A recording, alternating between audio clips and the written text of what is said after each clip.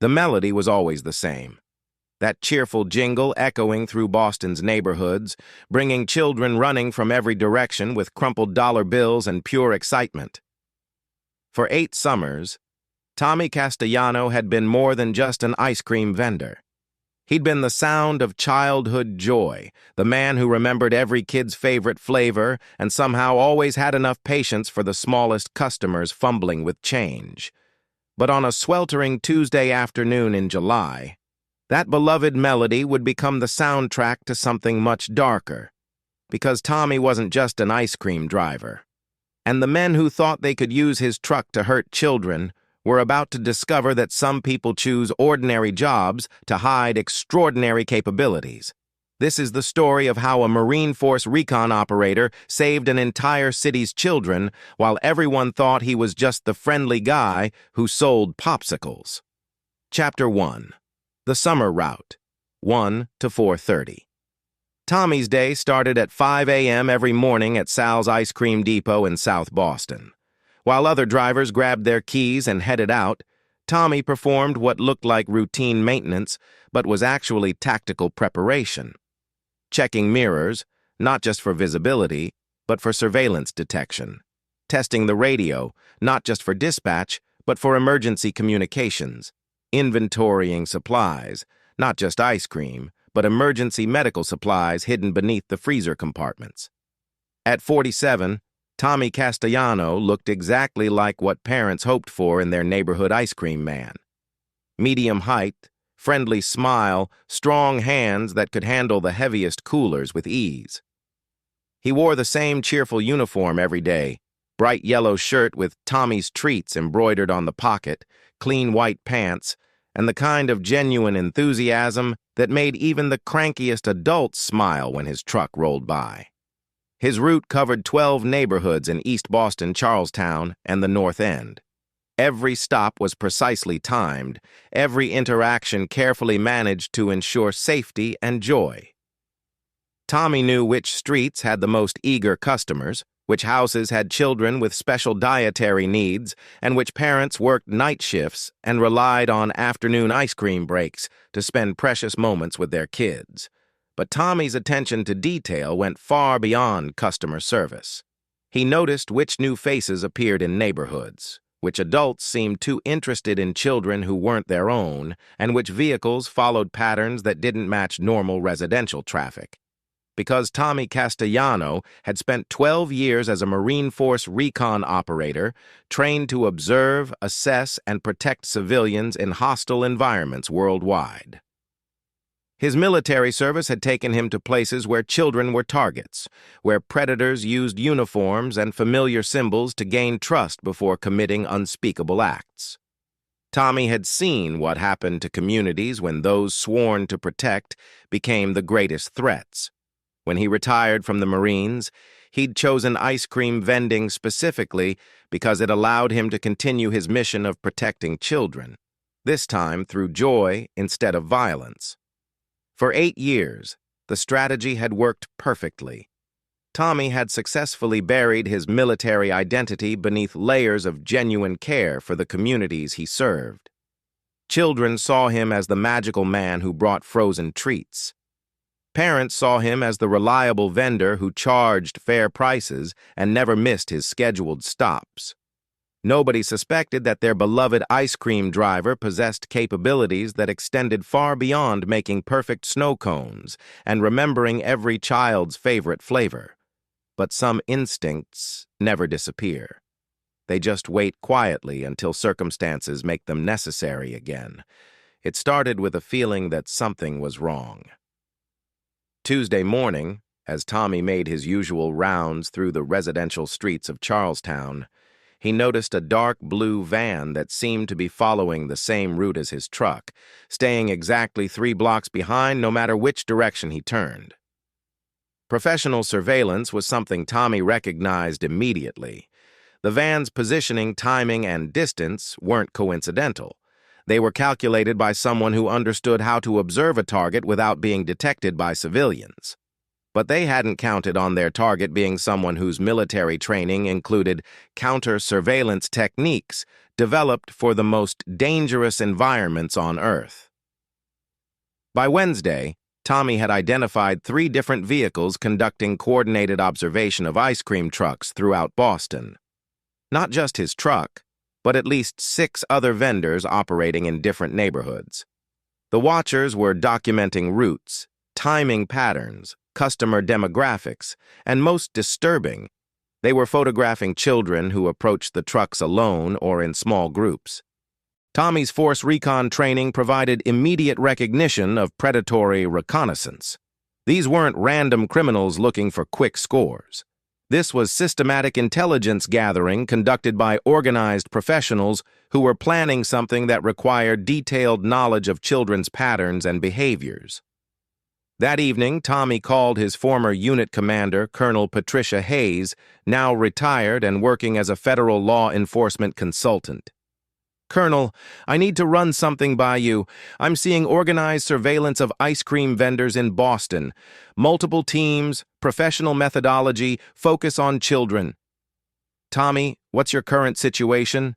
"Civilian contractor, ice cream truck driver for 8 years. Colonel Hayes was quiet for several moments. "Are you certain about the surveillance?" "Positive. This isn't opportunistic. Someone's planning an operation that requires detailed intelligence about children's daily routines." "I'll make some calls. Tommy, if this is what I think it is, you need federal backup immediately."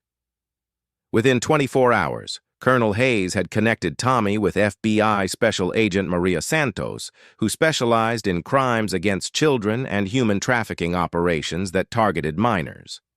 "Mr. Castellano, we've been tracking reports of suspicious activities around ice cream vendors in 3 different cities. What you're observing fits a pattern we've been investigating for 6 months." "What kind of pattern?" "Organized trafficking operations that use legitimate service vehicles to gain access to children.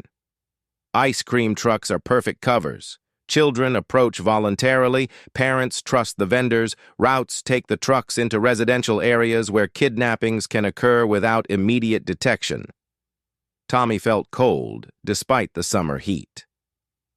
"Are you saying they're replacing legitimate drivers?" "In some cases.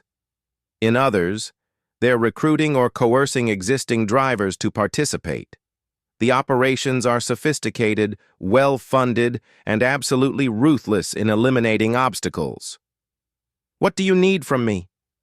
"Information, documentation, and if you're willing, undercover cooperation to help us identify the full scope of their network." Tommy made his decision based on 8 years of watching children's faces light up when his truck appeared, 8 years of being trusted by parents who believed their neighborhoods were safe, and 12 years of military service dedicated to the principle that some people deserved protection regardless of personal cost. "Agent Santos, these are my kids in my neighborhoods. Whatever you need me to do." The recruitment attempt came exactly when Agent Santos predicted it would.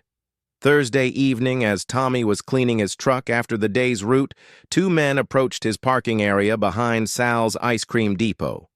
They introduced themselves as Tony and Miguel, representatives of a business expansion opportunity that could significantly increase Tommy's income. The conversation followed patterns Tommy had studied in FBI briefings about criminal recruitment methodology. "Your route covers some prime territory, Tommy. Lots of families, regular customers, established trust. That's valuable. I'm doing fine with my current operation. We're talking about real money here, not just ice cream sales, but special services, transportation, delivery, customer acquisition." Tommy understood the euphemisms. Transportation meant moving kidnapped children between locations. Delivery meant taking victims to buyers. Customer acquisition meant identifying and luring targets. "What kind of special services?" "Nothing complicated, just expanding your customer base, maybe adding some premium products to your inventory. We handle all the logistics, you continue doing what you do best." Over the following 2 weeks, Tommy allowed himself to be gradually recruited into what appeared to be a legitimate business expansion, but was actually a sophisticated child trafficking operation. His cooperation was carefully monitored by FBI agents who used his intelligence to map the criminal network's complete structure.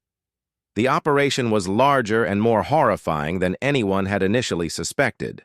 The trafficking organization had corrupted ice cream vendors in 12 cities, using the trusted vehicles to identify, lure, and transport children to facilities where they were prepared for sale to buyers throughout North America. Tommy learned that legitimate drivers who refused recruitment were eliminated and replaced with criminal operatives who used the established routes and community trust to access victims. His own recruitment was actually a test. If he proved cooperative, he'd become part of their transportation network. If he refused, he'd be killed and replaced by someone willing to exploit children's trust for profit. The most chilling discovery was the sophistication of their victim selection process. The organization had developed profiles of children who were most vulnerable to abduction, those who approached ice cream trucks alone, who had limited adult supervision, who lived in areas where disappearances might not be immediately reported to authorities. Tommy realized he wasn't just gathering intelligence about criminal activity. He was preventing the systematic exploitation of children who had trusted him to bring joy to their summer days. 3 weeks into the undercover operation, Tommy received the assignment that would expose the full scope of the trafficking network. He was instructed to identify specific children on his route who matched the organization's victim criteria and to document their daily patterns for special customer service opportunities.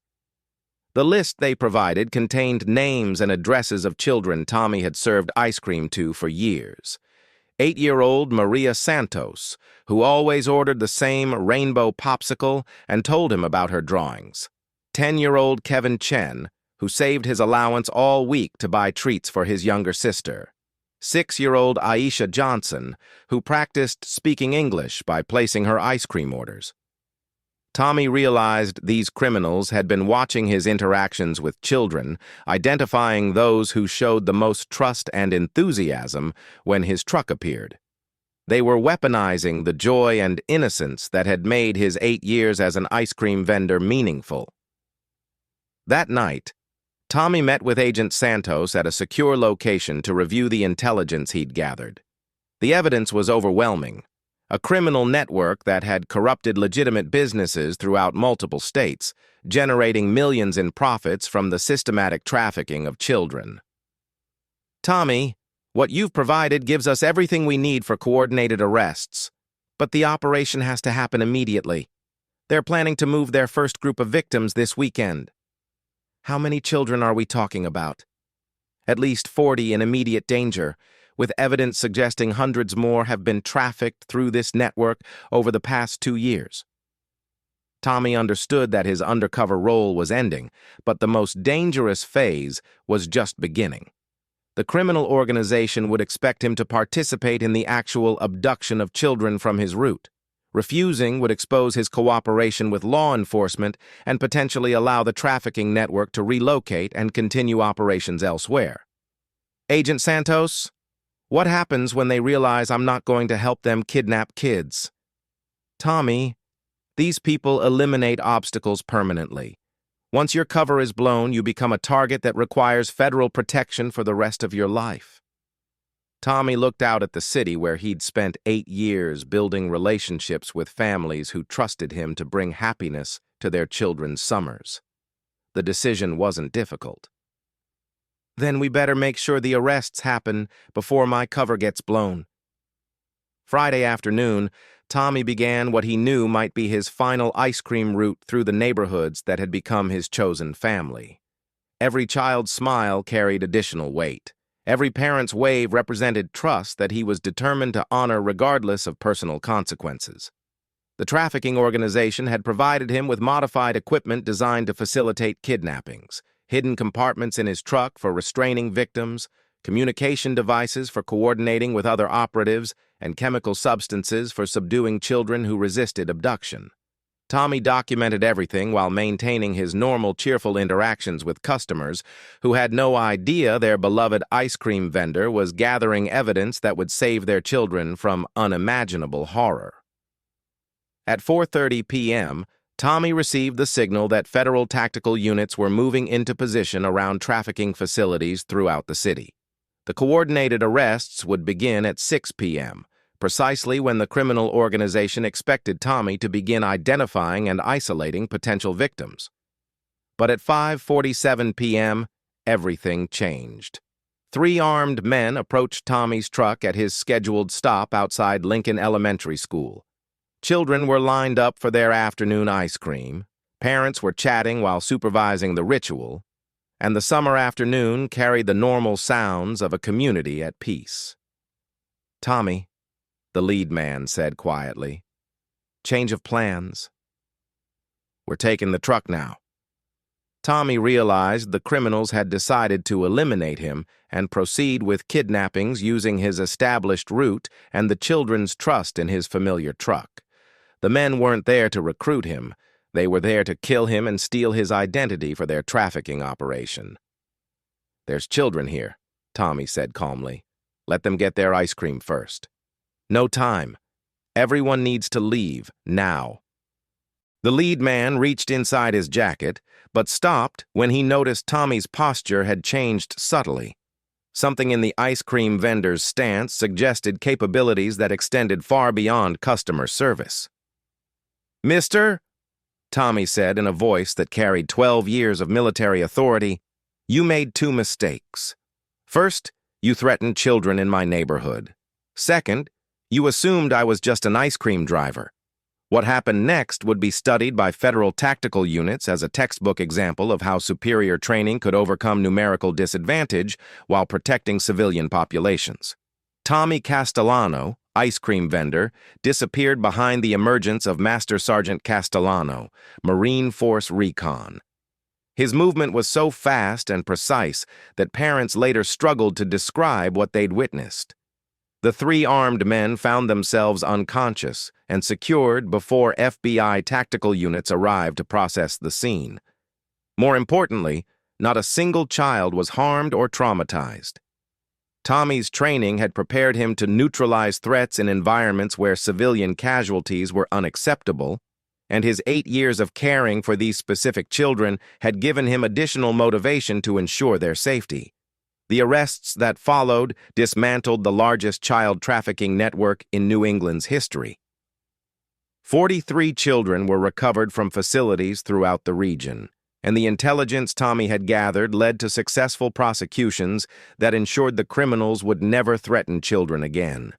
But for Tommy, the most important outcome was much simpler. Monday morning, his ice cream truck rolled through the same neighborhoods, playing the same cheerful melody, serving the same children who trusted him to bring joy to their summer days.